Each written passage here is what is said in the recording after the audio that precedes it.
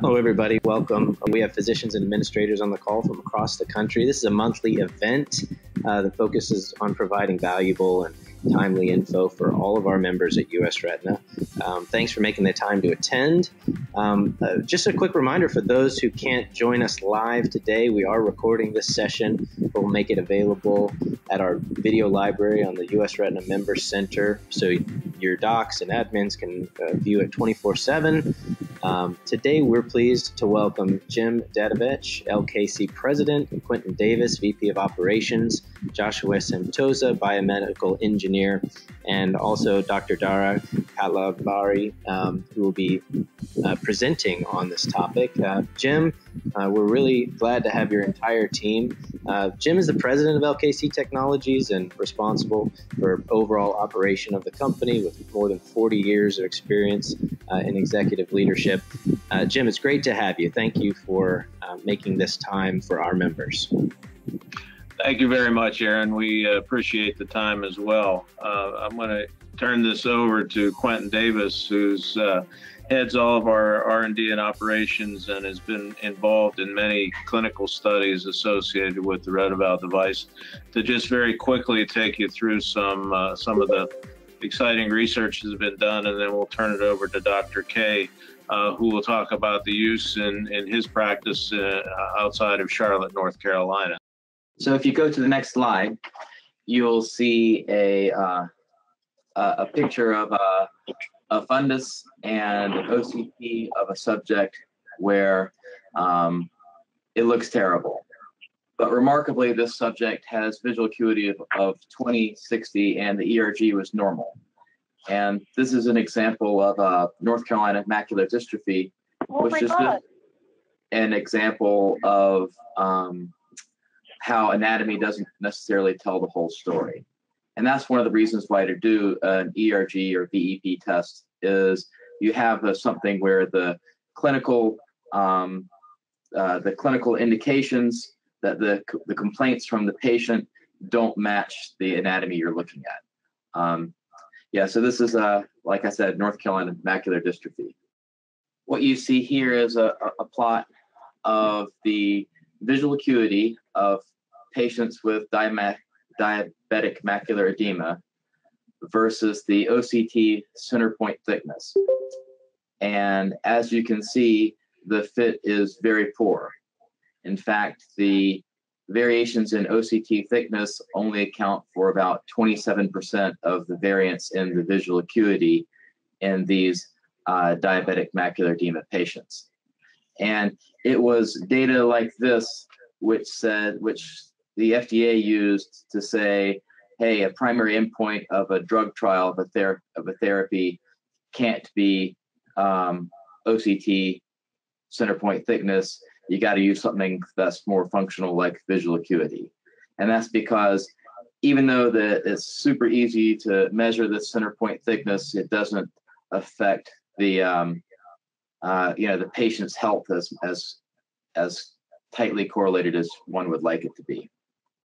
Here, if you look on the left, or if you look kind of in the middle, there's a rod synaptic terminal, and below that is the bipolar cell dendrite, which is trying to receive the information from the rod synaptic terminal. And if you blow up the cellular membranes and ion channels of that handoff, you can see that we've colored some of the ion channels and accessory proteins green, and in the bipolar cell, those are in the rods, and in the bipolar cell, some of them red. And if you have a genetic defect in one of the green molecules, then you can end up with incomplete congenital stationary night blindness. Whereas if you have a genetic defect in one of the red molecules on the bipolar side, you can end up with complete congenital stationary night blindness. The story I'm trying to say is that even though that we have these things like OCT and retinal photography and some of the defects that are important happen at these molecular or submolecular levels, where none of those subtle changes could be possibly visible by just examining the fundus or an OCT, because they are kind of at the atomic level. But you can see these kind of things with an electroretinogram, and they have a huge impact on sight. So again, the anatomy doesn't quite tell the whole story every time. You can see a list of kind of diseases where there's been publications using the Retina device, which is an electroretinogram device, starting with diabetic retinopathy, glaucoma, and CRVO, pediatric nystagmus, where if you have a patient with nystagmus, you can help figure out if they have a primary retinal disorder or not. Then a long list of kind of inherited diseases like LCA or retinitis pigmentosa, where if the patient can't see well, you might do this test. If the patient's parents have a retinal disease, they might want to know, hey, what's going on? Did I pass the bad news to my children? So those are kind of the traditional uses. There's also been a couple papers showing that you can get a response from the electroretinogram change with schizophrenia and other mental health disorders, supposedly because you have the same kind of the brain and the retina start off as the same tissue in the newborn. I'll show you an example of therapeutic monitoring with vein occlusion. So there was a study done where there was 19 consecutive patients using anti-VEGF injections for CRVO, and the patients were monitored with the Retina flicker ERG, OCT, best corrected visual acuity, and also a fluorescein angiogram. So in this case, so they were tested with the ERG system once a month. So before intravitreal injection, the flicker implicit time was high, and after the injection, the flicker implicit time improved. A faster time in an ERG is healthier. And so this subject only required one intravitreal injection, and then they kind of stabilized, and that was kind of all the treatment needed. A different patient where the flicker implicit time improved, but then it got worse, and after another anti-VEGF injection, that the flicker time improved again. And the decision to do an anti-VEGF injection was actually done not by the Retina device, because this was a research paper, but by looking for ischemia in a fluorescein angiogram. But you can see that the flicker implicit time correlates with the ischemia and is a much safer and easier test than the fluorescein angiogram. If you go to the next slide, you can see results kind of from all 19 subjects, where 16 eyes required 35 re-injections for CRVO. And if you looked at the flicker implicit time 1 month prior to reoccurrence than at reoccurrence, you can see that the implicit time got longer, so they got more ischemia, which was the thing which drove the intravitreal injection. So that was just one quick example of how ERGs are useful. And after that, I think I'll turn it over to Dr. K, who is using this device kind of in his clinical practice. Thank you. I'm Dr. K. I'm a general ophthalmologist in the Charlotte, North Carolina area. So I'm in private practice. I do general ophthalmology, cataract, glaucoma, medical retina. So we see adults, we see kids, and we've been using this device for about a year now.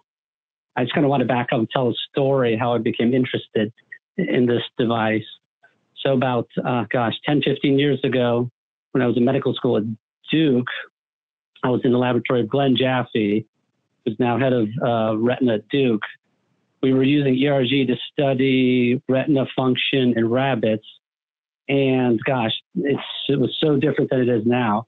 We had to use a little contact lens, put it on the rabbit eye, we had to dark adapt the patient. The contact lenses had little electrodes. It would take about half an hour. We had to worry about interference with the wires in the wall. But even with all that, we would end up with the result, like a magical little number. And it was so neat. and it stuck with me over these years. And so when this device came out, a whole different ballgame. Very easy. And I remember the first day after we used this device, sat down with the staff and said, guys, this is a game changer.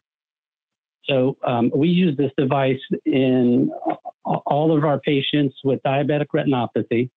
I use it in patients with epiretinal membranes, macular degeneration, including drusen. Obviously, we also use it in glaucoma. So basically, the test takes about 5 minutes, less than that even. For the actual patient time, it's about 2 minutes. Our technicians have been trained to identify the patients who need it. Obviously, I'm ordering the test, but we'll have everything lined up for the patients before I even see them. They go in, do the test, they come out. The technicians have been trained. It didn't take very long to train them at all. It is important to perform the test properly. You have to have the key to it is the electrode placement has to be correct. And so, but after a few times of practice, the technicians get it. We do have some testing technicians who are really good at this test. And we do the test before I see the patient. Test gets imported. I've even trained I have a scribe who trained my technicians to help with the interpretation. They can interpret these tests. We've really simplified the test for our staff. We do the 30 hertz implicit time for our retina patients, for our glaucoma patients, which we're not going to talk about too much today. We do the photopic negative response. But basically, this test, my staff asked me, why do we do this test? And it adds for me, it adds a whole different dimension for managing a patient. It adds an objective, functional assessment of the patient that's not dependent on, the cornea opacity doesn't interfere with the cataract, doesn't interfere with it. And I couldn't agree more that anatomy doesn't tell the story. We've been seeing that for the last year. So basically, the way I use the test, if a patient comes in, for example, the new patient, diabetic retinopathy, I perform the test, I'm getting baseline tests. What it does, it helps me determine more than anything, when do I need to see this patient again? The OCT helps and you get a feel for the vision and just looking at the anatomy, but I've been surprised on especially patients, for example, with epiretinal membranes. That's one thing which wasn't in the presentation, but I'm a cataract surgeon, so I do a lot of premium cataract surgery. So I want to know which patients, for example, with epiretinal membranes, should I avoid multifocal lenses, or even patients with drusen and diabetic retinopathy. And it's really helped in that regard. So I couldn't be happier with it. So we have 6 office locations, and we started with 1 machine a year ago. We just purchased our 4th machine. And I asked my office staff about how many of these tests we're doing a day. My office staff said some days I can do 20. And I probably average about 10 to 12 a day. It's a mixture of retina and glaucoma patients. And it's been exciting. So I'm basically doing about 1 test a year right now. Since we've just been doing it for a year, we're getting our first patients coming around now for their 2nd test. And so that's pretty much it. Sometimes people want to know about reimbursement for this test.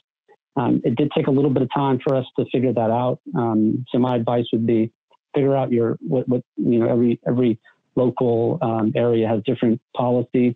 What we did was we did some test patients pretty much with every policy. We would do the test and figure out who would be covered. We figured out, for example, in our area, Aetna doesn't cover the test, even though they say they do. They don't cover the test, but pretty much everybody else, Blue Cross Blue Shield, Medicare, Medicaid will cover a VEP in MS and amblyopia. But pretty much everybody else for those indications for glaucoma, diabetic retinopathy, macular degeneration, vascular occlusion, epiretinal membrane test is covered. Thanks for your insights, Dr. K. I mean, there is a lot of research that's going on with the device, as well as clinical practice. One of the things that, like Dr. K said, that I think is an important thing that you can do with the device is you can follow patients longitudinally, just like in my example, but you could follow them up kind of on the annual basis, I think that's what he's doing. So generally speaking, for the for ERG tests, if you're the timing faster is better, and larger amplitudes are better.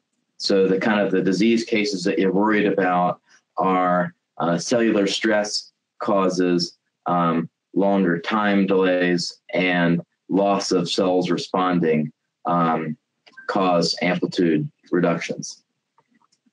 So that's kind of the things that you're looking for. The device does come with reference data built in, so you can see if someone has someone is inside or outside the 95th percent reference interval, and then from finding whether they're inside or outside that reference interval, you can decide whether they are having an excessively long time delay, which would be unhealthy, or an excessive or a too small of an amplitude, which would be unhealthy. Yeah, Quentin, can I just jump in here? It's Dr. K again. Yeah, so one of the first things that we did was a way to sort of simplify the test for us. And so we're using the 30 hertz implicit time exclusively. I mean, we look at amplitude, but as far as my interpretation go, I focus on the 30 hertz implicit time, because if you look at the studies, I kind of, when we first got this device, I kind of geeked out on the research, and it looks like the 30 hertz implicit time correlates so strongly with the pathology. It's very reproducible, and so the 30 hertz implicit time is what we use, and I teach my technicians basically it's a race, and faster better, and I use the test to compare the right eye to the left eye, to compare each eye to the normative database, which is great to have a normative database. I have to say, I applaud you guys for having that included. And then ultimately, it's going to be comparing from one test to the other over time. Now, I said 1 year. Our billing people, because it's a new test, and we're doing a lot of the tests, so they recommended in the beginning that we stay somewhat on the conservative side, since we are kind of trailblazers in this with this technology, and as it's getting used more and more now, I think we're going to have a better idea of really it needs to be repeated more than once a year. It really needs to be repeated after every intervention. For example, if you're injecting medications in the retina, if for example glaucoma patients, if you're changing their therapy, I would like to use it even more. I think there's a role for it using it even more as well. So yeah, so I just want to say the 30 hertz implicit time, and it's a very simple, very reproducible result, very valuable. Excellent, Dr. K. Thank you so much. This is Aaron, and I just wanted to open it up now to a question and answer session. I've got a couple of questions here, but I wanted to open it up to those on the call as well. If you have any questions for Dr. K or the leadership team of LKC, fire away. I have one question here. It was texted to me. Since it's a new test, can you speak a bit about reimbursement? Yeah, I mean, obviously, it's, we're a private practice, we're business. It was very important to us. The reimbursement varies. In our area, Medicare reimburses, it's over $100 per study.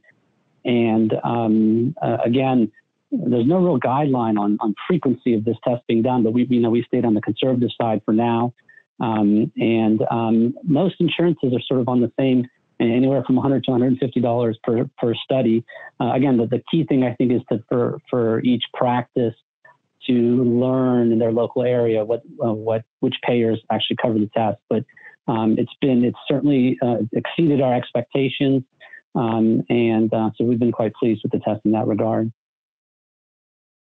All right, we've got a question, just pretty general here. What information do you have now that you didn't have before regarding this test?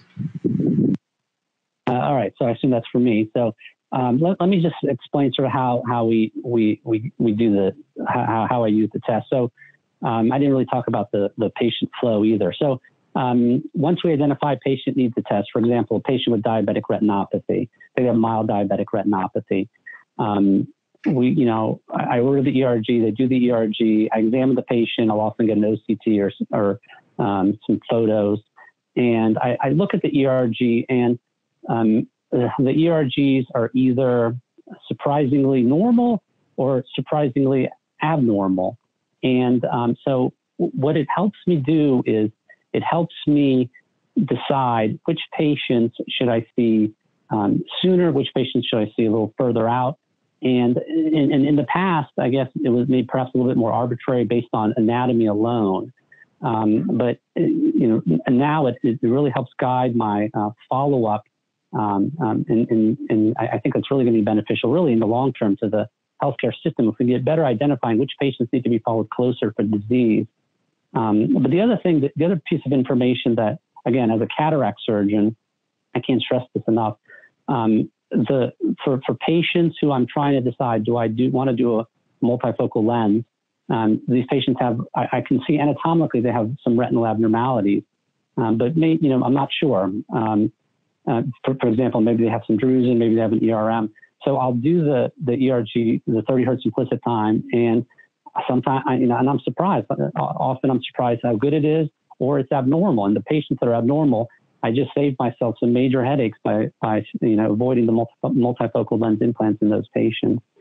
So there's benefit for deciding which surgical intervention to do for me as a general ophthalmologist. Makes sense. I have another question here. How much time does testing take from your staff? So it takes about 5 minutes. So the good thing is you can do the test in the patient with the patient in the exam room. So there was another technology, ERG, that a few years ago we purchased, and we thought that was a game changer. The problem with that test, it needed a dedicated room, and gosh, it would take 20 minutes. We had to schedule appointments specifically for the patients to come in and take that test. But now we don't. It doesn't really impact patient flow. We can add the test on if we needed it. So the patient is in the room. The technician goes in, sets it up. It takes about 2 minutes to set up. They enter the information. They put the electrodes on. They run the test. It takes 2 minutes. They walk out. It takes about a minute to import it into our electronic medical record system. And often when the technician walks out, I walk into the room. I start the conversation with the patient, the exam. And as I'm going, they've imported the study, so it's in there quick. So it has not affected our technician time. If you're doing 20 of them, it is going to take a little bit of time. So but it's worthwhile for us with the reimbursement. We've been able to hire a testing technician to help us administer the test. Like I said, it's more than worthwhile. And hi, this is Quentin Davis from LKC. I'll throw in another comment. We're preparing an ARVO abstract from a longitudinal study on diabetic retinopathy and using a combination of anatomy and the flicker ERG test to better predict which patients are going to need an ocular intervention and which ones won't. So that we're going to present that at ARVO this coming year. But the answer is that, the combination, just like Dr. K said, the combination is generally more informative than either. That if you have the anatomy doesn't look good, but the ERG test is particularly good, well then, the patient's probably pretty safe. On the other hand, if the anatomy looks okay, but the ERG is really bad, well, then that patient's probably more at risk than they otherwise would. And if the ERG and the anatomy both look bad, then that patient is in, probably needs to be treated sooner rather than later. One last question here. Does the use of ERG and this device affect your patient flow? Good question. Okay, so the answer is no, it doesn't. For the amount of time it takes, it took us, maybe a week to figure out how to incorporate it without taking any more time. So once again, my technicians have been trained, identify which patients are the ones that are going to need the ERGs. I order the study gets done. Like I said, within 4 minutes, the technician's in the room performing the test. Really, you can say it's comparable to an OCT, because by the time you walk the patient to the OCT, you have them do the test, they have to fixate, then you walk them back to the room. It's probably even faster than an OCT, at least for our practice. And so I can't stress enough, the ability to perform the test in the patient's room, in the chair at the slit lamp, is huge. The fact that it's portable is huge. In fact, like we have 6 locations, we have 4 of them. We're able to a couple of our satellite offices, we're able to transport the device. So it really has been a game changer for us in our practice. It's just, I couldn't be happier with how easy it is to use. And one thing I'll add to the ease of use, the device measures the pupil size and can compensate for it. So you don't have to have the patient dilated to do the test. You can kind of test them in any state of. That's right. That's huge. That's huge, Quentin, for like a practice for ours, because sometimes you don't know. You don't know, oh, this patient's got this finding you didn't realize was going to be there. Patient's already dilated. If you can't do the test, that's difficult. With this test, it doesn't really matter, and that's really nice. I ask my technicians which do they prefer. They actually prefer the patients dilated, which is nice, but you can easily perform it undilated as well. Excellent. Well, guys, as we wrap up, I just wanted to, I've certainly got a page of notes here, taken a lot of new information in, and appreciate everybody for being on the call as well. Quentin, thank you for the detail. Thank you to our GPO partner, LKC Technologies, our guest presenter, Dr. Calabari. We'd also like to thank all the attendees for your time and attention today. LKC, if a member team wants to get in touch with you, what's the best way to reach you, via email or phone? Email is on the slide. info@lkc.com is an excellent way to reach us. Or you can call us on our main number, which is area code 301-840-1992. Either way, but the info@lkc.com is a perfect way to reach us. Excellent. Well, we'll be looking forward to connecting. Great. If you're unable to, just as a reminder, to join us for this live webinar this afternoon, feel free to find it on the Member Center video library and your LKC Member Center page next week. So again, thank you all for joining us, and we'll be in touch soon. LKC, thank you so much. Bye-bye. Thank you. I appreciate it. Thank you to all the attendees.